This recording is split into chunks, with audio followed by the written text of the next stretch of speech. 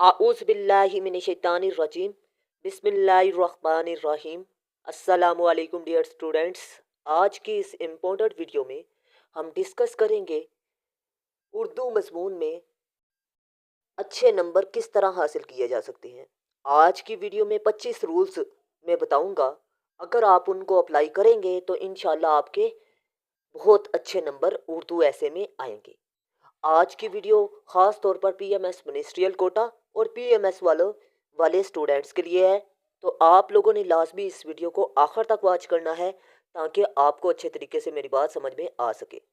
आज की वीडियो में सबसे पहले मैं आपको रूल्स बताऊंगा, कौन कौन से रूल्स हैं, फिर उनको डिटेल में डिस्कस करूंगा। ठीक है, एक एक करके। सबसे पहले बता दूं, मायनी खेज जुमले, मायनी खेज दलाइल, दुरुस्त ग्रामर, सादा जबान, जबान का दुरुस्त इस्तेमाल। आज की वीडियो में मैं ये भी बताऊंगा कि आपने ऐसे के अंदर पैराग्राफ किस तरह लिखने हैं, पैराग्राफ को कितना टाइम देना है और एक पैराग्राफ का स्ट्रक्चर क्या होना चाहिए। तो आपने लाजमी इस वीडियो को आखिर तक वॉच करना है। मुहावरात और फिक्रों का दुरुस्त इस्तेमाल, रोशन खाका, रोशन तारुफ, पैराग्राफ की तरतीब, हर पैराग्राफ बराबर अल्फाज का होना चाहिए। ये सारा कुछ आपको इसी वीडियो में बताने वाला हूँ। तो आपने इस वीडियो को लाजमी आखिर तक वॉच करना है ताकि आपको अच्छे तरीके से मेरी बात समझ में आ सके। और अगर कोई चीज़ समझ में ना आए तो वीडियो को अगेन समाप्त कीजिएगा। अगर फिर भी ना समझ आए तो थर्ड टाइम लाजमी समाप्त कीजिएगा, इंशाल्लाह आपको समझ आ जाएगी। अच्छे हवाला जात, हर खाके को यकसा कलीदी निकात और अल्फाज होने चाहिए। अपडेट शुदा मालूमात लिखें। मौक़िफ़ वाजिया होना चाहिए। मौक़िफ़ मजमून के मौजू के मुताबिक होना चाहिए। ये मैंने आपको पॉइंट बताए हैं। आगे बात करते हैं नेक्स्ट। मज़मून की साख्त की तरतीब, मज़मून के खाके के तमाम नकात लिखें। 5 से 8 अक़वाल लिखें।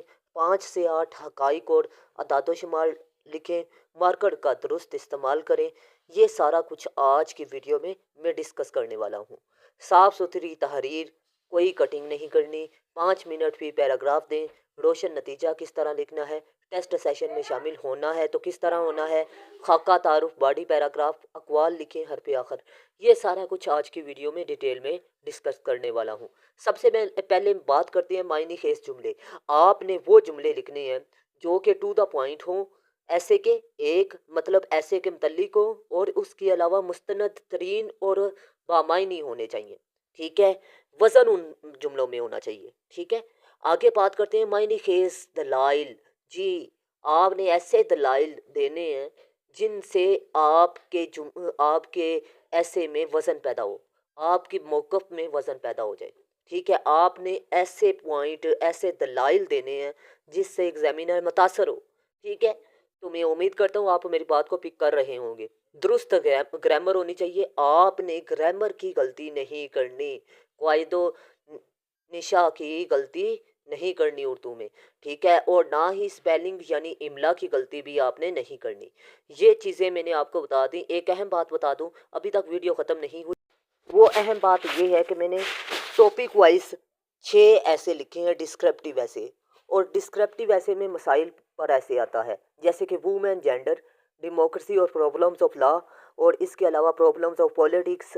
मज़ीद आपको बता दूं, एजुकेशन पर ऐसे हर साल आता है, करंट अफेयर्स पर ऐसे हर साल आता है, आर्टिफिशियल इंटेलिजेंस और साइंस के मसाइल पर ऐसे हर साल आता है, सोशल इवल्स जैसे कि दहशतगर्दी, बेरोज़गारी, स्मगलिंग वगैरह पर ऐसे हर साल आता है।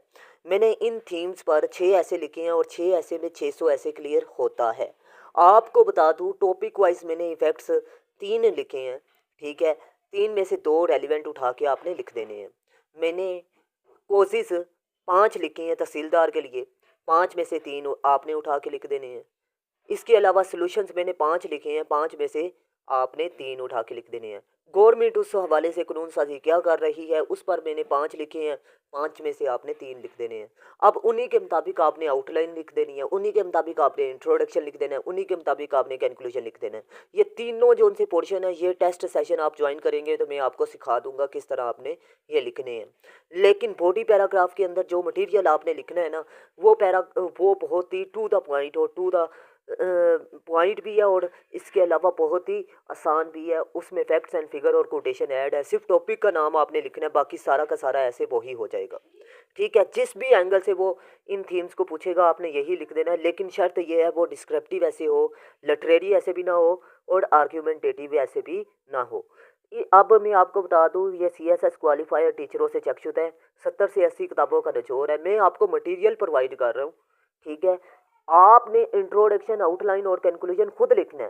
ठीक है, बाकी सारी चीज़ें वही की वही आपने लिखनी है। तो मैं उम्मीद करता हूँ मेरी बात को अच्छे तरीके से आप पिक कर रहे होंगे। हर साल इन्हीं में से पेपर आता है।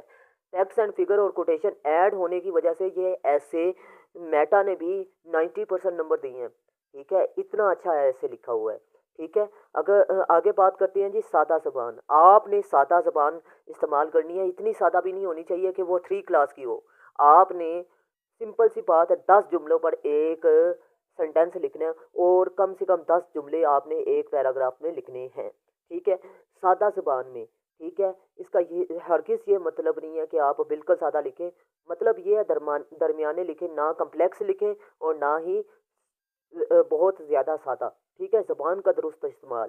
जी, आपने इमला की गलती नहीं करनी। आपने इसके अलावा ग्रामर की गलती नहीं करनी। और ज़बान जो भी इस्तेमाल कर रहे हैं उससे आपका जो मौक़िफ़ है वो बिल्कुल वाज़िया और क्लियर होना चाहिए। आगे है जी बात मुहावरात और फ़िक्रों का दुरुस्त इस्तेमाल। आपको बता दूँ, मुहावरात जो उनसे आपने इस्तेमाल करनी है और फ़िक्रों का इस्तेमाल जो करना है।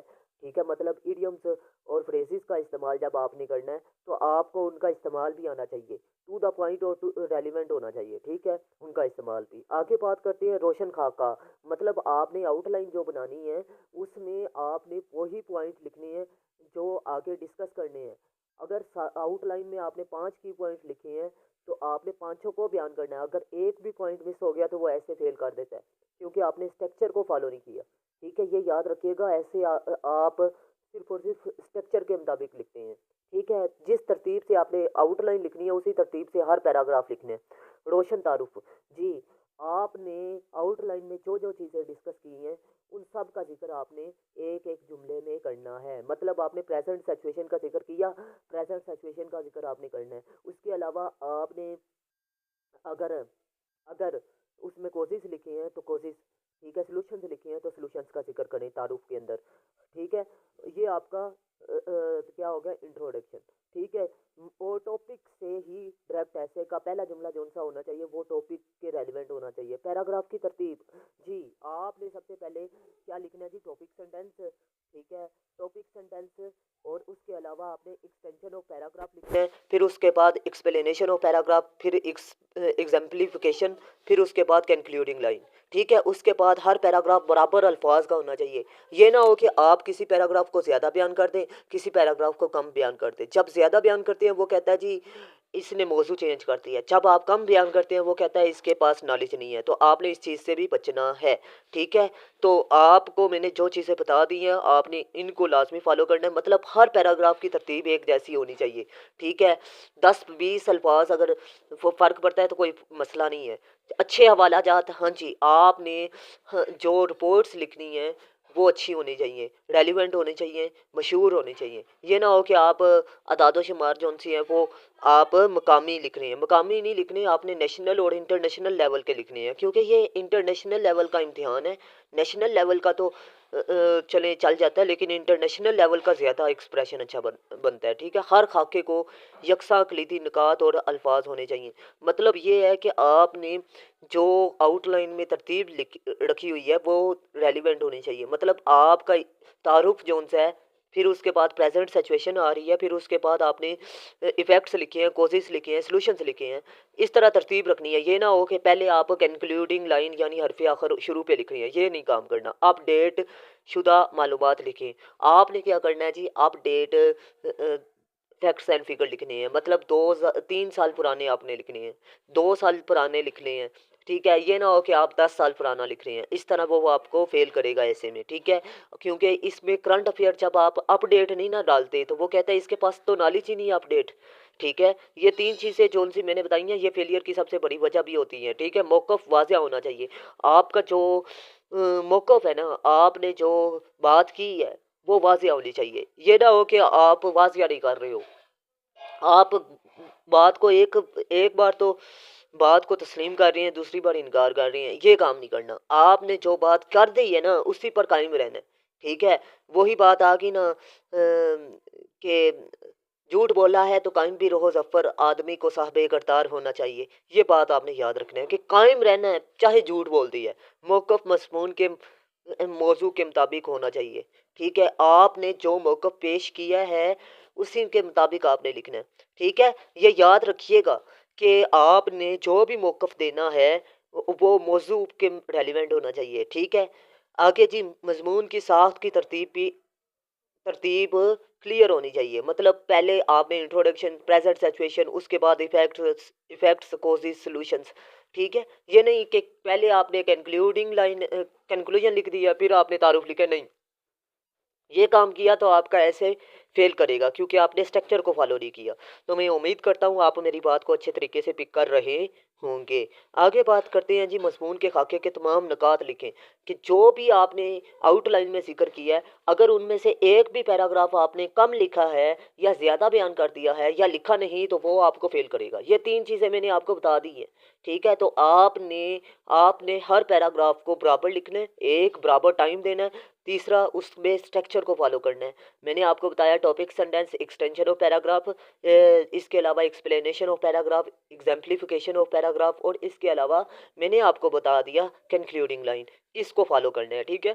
5 से 8 आपने अकवाल लिखनी है, मतलब आपने क्या लिखनी है जी, कॉल, ठीक है। आपने कोटेशंस का इस्तेमाल करना है 5 से 8, ठीक है। ज़्यादा से ज़्यादा पीएमएस मिनिस्ट्रियल कोटा के लिए मैं बता रहा हूँ, ठीक है। 5 कोटेशन आपकी रेलिवेंट होनी चाहिए। 5 से 8 आपने फैक्ट्स एंड फिगर लिखनी है, ठीक है। स्टूडेंट क्या करते हैं, खाली कोटेशन पर ऐसे लिख कर आ जाते हैं तो वो फेल कर देता है। वो इसलिए फेल करता है, आपने कोटेशन पर ऐसे लिख दिया, जबकि अब वो आपसे डिमांड कर रहा है कि आपने रेलिवेंट टू द पॉइंट चीज़ों को लिखना है। तो आपने फैक्ट्स एंड फिगर को भी लिखना है, आपने कोटेशन भी लिखनी है, ठीक है। कोटेशन ना तो आपने ज़्यादा कोटेशंस लिखनी है, ना ही फैक्ट्स एंड फिगर आपने ज़्यादा लिखनी है, ठीक है। मार्कल का आपको इस्तेमाल आना चाहिए, ठीक है। मार्कल आपने हेडिंग तो नहीं बनानी ऐसे के अंदर, लेकिन आपने जो फैक्ट्स एंड फिगर और कोटेशन लिखनी है उनमें तो मार्कल का यूज़ करना है ना। तो मार्कल का यूज़ जब आप कर रहे हैं तो उनमें आपको मार्कल का यूज़ ही नहीं आता तो आप क्या लिखेंगे। ये बात आपने याद रखनी है कि फैक्ट्स एंड फिगर और कोटेशन को मार्कल के साथ लिखना है नीट और क्लियर, ठीक है। इसके लिए आपको इस्तेमाल आना चाहिए मार्कल का। साफ़ सुथरी तहरीर होनी चाहिए, आपने साफ़ सुथरा करके ऐसे को लिखना है, खुला करके लिखे लेकिन लिखे साफ़, ठीक है, कि पढ़ने वाले के लिए दुश्वारी ना हो, ठीक है। पढ़ने वाले को आसानी हो, जितनी आप आसानियाँ पढ़ने वाले के लिए पैदा करेंगे उतनी ज़्यादा वो आपके लिए आसानियाँ पैदा करेगा, ठीक है। तो इस चीज़ को आपने याद रखना है, डू गुड हैव गुड, ठीक है। यहाँ पर आगे बात करते हैं नेक्स्ट। कोई कटिंग नहीं करनी, आपने कोई भी अगर चीज़ गलत लिख दी है तो आपने कटिंग नहीं करनी, दोबारा अगेन लिख देनी है, ठीक है। आप जब कटिंग करते हैं या इशारा देते हैं तो वो सामने बता रहा होता है एग्जामिनर को कि मैंने गलती की है, और गलती जो सी है ना ये आपको मार देती है, ठीक है। क्योंकि आप मुकाबले के इम्तिहान में बैठे हुए हैं, आपने क्या करना, आके नीट ही करके सही दोबारा अल्फाज, लफ्ज़ या वो चीज़ लिख देनी है। अगर गौर से पढ़ेगा तो फिर पकड़ेगा तो सही, आप कोशिश करें ना करें गलती, ठीक है।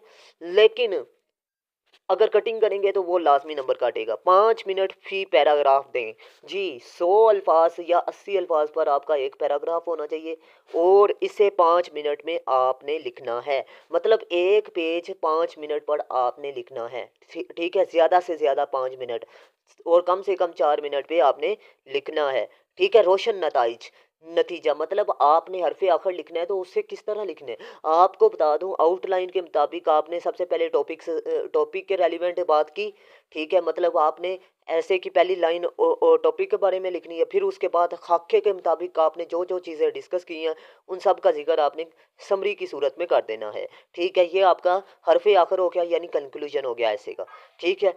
तो मैं और इसके अलावा पुरउम्मीदी आपने आखिर पे लाजमी कहना है, ठीक है। पुरउम्मीद एंड करना है। तो टेस्ट सेशन लाजमी ज्वाइन करें जिसमें आपने आउटलाइन, तारुफ, बॉडी पैराग्राफ, अकवाल लिखें, ठीक है। कोटेशन टॉपिक के बारे में और हरफ आखिर लिखना सीख लें। ये 5 चीज़ें आपके ऐसे में चेक की जाती हैं, अगर ये अच्छी हो तो वो आपको पास करता है, अदरवाइज आपको फेल करने का फैसला इधर ही कर देता है। तो मैं उम्मीद करता हूँ आप लोग लाजमी मेरी बात को पिक कर रहे होंगे। तो चलते हैं जी, नेक्स्ट वीडियो में मिलते हैं। तब तक के लिए अपना ख़ास ख्याल रखिएगा, अपने से ज़्यादा दूसरों का। अल्लाह हाफिज़। पाकिस्तान जिंदाबाद, पाकिस्तान जिंदाबाद।